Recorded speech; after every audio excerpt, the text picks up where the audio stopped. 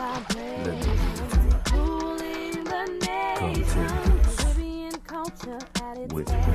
Don't expect anything less than the number one rated Caribbean show. Caribbean vibration. Caribbean vibration. Caribbean vibration.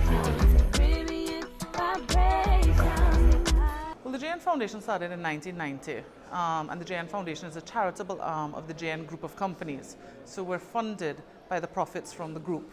Our main purpose is to support the development of Jamaica through economic empowerment and sustainability programs. So a lot of the work that we do is based around supporting organizations that have come up with solutions to many of the developmental issues that occur in Jamaica or exist. We have some great programs. We have, for example, a project called Resolution Project, which is a photo advocacy project that is done by rural high school students across Jamaica. It's about giving them the skills in photography taking and advocacy. It's really about them resolving to make a change. So resolution is obviously, there's a pun there. Really interesting program. We have an exhibition, a permanent exhibition at the Norman Manley Airport and at Sangsters International Airport. Another interesting project that we have is the Source Community Resource Center. We started this in 2007, and really what we looked to do was develop a social enterprise to bring access to technology and facilities to underserved communities.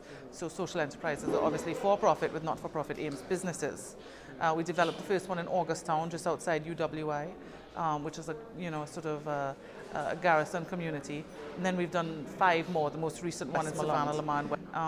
From doing the Source, we recognized that there was a real gap in social enterprises and the infrastructure that exists for the sector. There were no financial services, business services, there's no legislative framework for the sector. So we then developed a project called the Social Enterprise Boost Initiative. We've partnered with the US Agency for International Development to really boost the social enterprise sector, to show it as a real viable solution to a lot of the triple bottom line issues. That is economic, social, and environmental issues, but again, in a sustainable way. So that's another interesting project that we're doing. We have a member advisory council.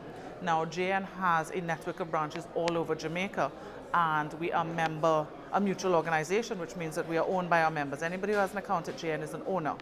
And what we do is we put resources in the branches that members can decide how those resources are spent for development in their communities. It's the whole idea of state versus federal, that they know better what their community needs than we do at corporate office in Kingston. So that gives them a sense of ownership within the organization, that gives them a sense of responsibility, and that allows them to become decision makers. So I Support Jamaica is a crowdfunding platform that allows people anywhere in the world to either give to a project in Jamaica or to lend to a micro-entrepreneur. And the interesting thing is, if you lend to a micro-entrepreneur, when the loan is repaid, you can get that back and hopefully on-lend it. So you could use $50, $100, lend it, get it back, lend it again. With one investment, that money just keeps working and working for the development of Jamaica. It's a really interesting project. We have some great projects on there. We have projects around environmental sustainability, community development, groups with disabilities, gender-based groups. Really interesting projects on there.